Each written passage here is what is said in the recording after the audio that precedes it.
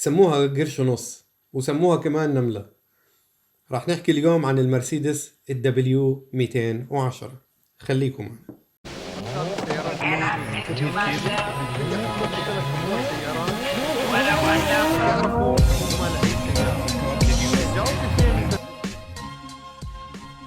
مرحبا اخوان اخواتي.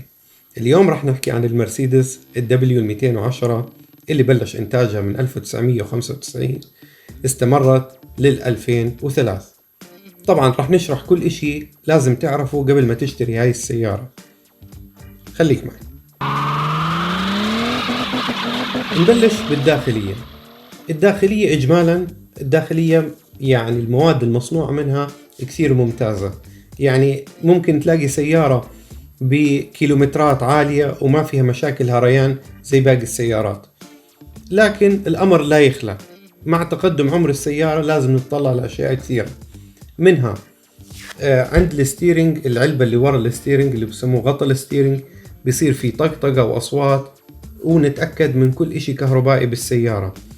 إجمالا الغرفة حتى بعد الوقت ما بتطلع عنا صوت طقطقة أو صوت أصوات غريبة مع المشي، لكن إذا السيارة كان فيها فتحة سقف بدنا نتأكد 100% إنه هاي الفتحة ثابتة وما فيها صوت طقطقة، لأنه بعد فترة المطاط اللي على الداير بنشف وبصير فيه فراغ وبتصير الفتحة تتحرك، بالذات على الطرق الوعرة، يعني الطرق اللي مش فيها مطب أو فيها كذا. إجمالا السيارة زي ما ذكرت لكم سابقا ما فيها أي مشاكل. إجا عليها فيس ليفت بال 1999 وتغير شكل الستيرنج من داخلية، أشياء كثير انضافت عليها.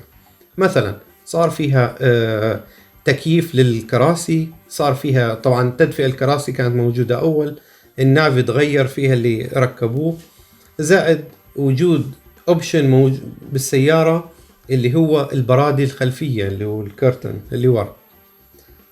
لكن مع كل هاي الفخامة لازم تدفع صيانة. إجمالا السيارات الفخمة اللي زي هيك بعد تقدم العمر إلا ما يلحقها شوية صيانة وهون. خليني أحكي لكم تفاصيل. وبالنسبة للأمور الداخلية لازم نتأكد من مفاتيح السيارة الأربع، مفاتيح الزجاج المقصود فيهم، إنهم شغالين تمام وفتحة السقف، لأنه هاي أعطال برضو متكررة مع الاستعمال بهاي السيارة. إجمالا بصير في أعطال كهربائية بسيطة زي الكبسات مش شغالة زي كذا، وحكيت لكم هذا سببه تقدم عمر السيارة، لكن مش يعني سوء المصنعية زي ما بنحكي. إجمالا السيارة معروفة حتى بألمانيا، كانت ببرلين سيارات تاكسي ببرلين وغيرها من المدن طبعا، وعادي أنا شفت بعيني سيارة ماشية 700 ألف بدون أي مشكلة من هذا الموديل، طبعا بمحرك ديزل. بالنسبة لإصدار الكومبي بدنا نتأكد من شغلة كثير مهمة. الكومبي اللي هو الستيشن ورا بالعجالة الخلفية نظام التعليق أو السنوبرسات اللي راكبة هي هيدروليك زيتي، والسبب عشان تخلي السيارة وقت الحمولة العالية بشكل مستوي، وهذا اوبشن كثير ممتاز بالذات لما انت حكيت لك تحمل احمال عالية، لانه الصندوق عادي ياخذ طاولة سفرة قد ما هو كبير، يعني صندوق جدا طويل وبحمل كثير، فمع الوزن العالي السيارة بتهبط فبتعمل شكل كيرف مايل، فسبب وجود هاي السنوبرسات انها تساعد انه هاي السيارة تكون مستوية. لكن في شغلة لازم ننتبه فيها على هاي السنوبرسات، كونها إلكترونية على ضغط الزيت نتأكد انه ما فيها تهريب زيت. إجمالا بدي السيارة معروف بالصدى من السنة 95 لحديت 99، طبعا لل 2003 في صدى لكن أخف شوي من الفترة هاي. إجمالا إذا أنت ساكن بالأماكن الباردة من النادر جدا أنك تلاقي سيارة بدون صدى، مع ذلك ممكن تلاقي سيارة صافة بالكراج عند واحد يعني تكون أمورها تمام أو الصدى معالج. بالمناطق الدافية احتمال كبير انك تلاقي سيارات بدون صدى بدون مشاكل صدى، لكن عن هاي السيارة هذا الاشي معروف. يعني كان في مشاكل بالدهان السيارة، كان في مشاكل بالعزل الموجود بالسيارة، وهذا السبب اللي خلاها تصدي بسرعة بعكس غيرها من الموديلات اللي اجوا بعدها او من موديلات السيارات الثانية. خلينا نحكي عن المحركات، والمحركات هو الجزء الأهم بالسيارة. لما نشتريها مستعملة نتأكد إنه شغال تمام. بالنسبة لمحركات البنزين، محركات البنزين كلها اعتمادية، والأعطال اللي بتصير فيها هي الأعطال المعتادة.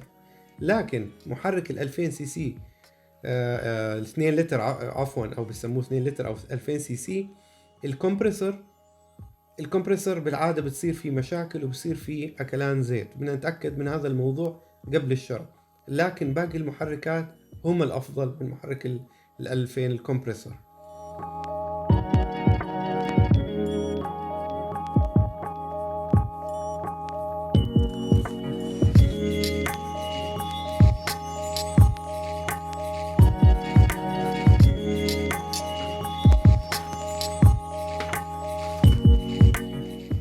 ننتقل لمحركات الديزل. محركات الديزل إجمالا ما فيها مشاكل، يعني اعتمادية، لكن أفضلها وأنشطها وأوفرها ال 320 سي دي آي، يعني المرسيدس 320 الديزل. هذا المحرك بيعطينا 197 حصان، يعني محرك جدا نشط. لكن محركات الديزل إجمالا يعني بتشترك مع المحركات الثانية، محركات الديزل الثانية بنفس الأعطال تقريبا.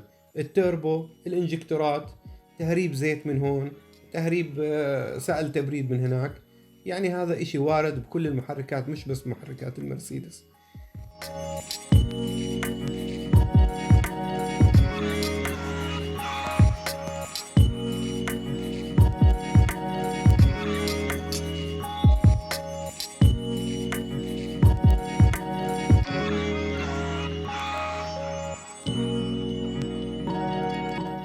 بالنسبة للصيانة لازم ننتبه للأشياء التالية: نغير الزيت من 10 ل 15 ألف بالكثير حد أقصى.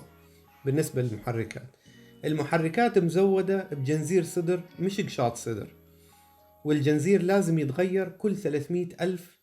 الرداد تبعه، مش الجنزير نفسه، الرداد الشد، لأنه بعد فترة برخي الرداد بيصير فيه مشاكل. بالنسبة لناقل الحركة، إجا على السيارة نوعين ناقل حركة: عادي واوتوماتيك. بالنسبة للعادي إجا 5 غيار وإجا 6 غيار. بالنسبة للأوتوماتيك إجا 4 غيار وإجا 5 غيار. إجمالا الأوتوماتيك بده عناية خاصة بأي سيارة، لكن لازم ننتبه لهاي السيارة بالذات إنه يكون كل إشي شغال فيها تمام. نرفع السيارة وقت الشراء ونتأكد إنه ما في تهريب زيت من الجير الأوتوماتيك، طبعا أكيد بالمحرك، لكن بنركز إذا كانت السيارة زيتها أوتوماتيك ما يكون فيها تهريب. زائد إنه نتأكد إنه السيارة لما تسوقها بتغير بسلاسة، ما في نتعة، ما في رجة أو صوت غريب طالع من السيارة وقت المشي. إجمالا الجير الأوتوماتيك اللي على هاي السيارة هو اعتمادي، لكن لازم نعمل له الصيانة أول بأول، ويتغير زيت الجير كل 60 ألف بهاي السيارة. خلاصة الموضوع، لازم لما تيجي تفحص هاي السيارة تروح تأخذها وبترفع السيارة، تتأكد من موضوع الصدى بالدرجة الأولى، تتأكد إنه ما فيها أصوات من المجموعة الأمامية، وتسوقها بمناطق يعني شوارع وعرة أو شوارع مش مستوية عشان تشوف إذا في مشاكل بالتعليق أو أصوات. ووقت القيادة تتأكد إنه تغير السيارة معك تمام. زائد فحص المحرك اللي هو فحص الزيوت، فحص ما في خلط مي وزيت وإلى آخره من الفحوصات اللي بيعملوها بالعادة الميكانيكية. لا تنسوا تعملوا لنا لايك وتعملوا لنا اشتراك، وشكرا جزيلا. خبراء اليابانيين باتخاذ الإجراءات التالية: سبسكرايب، لايك، كومنت، فيفورت.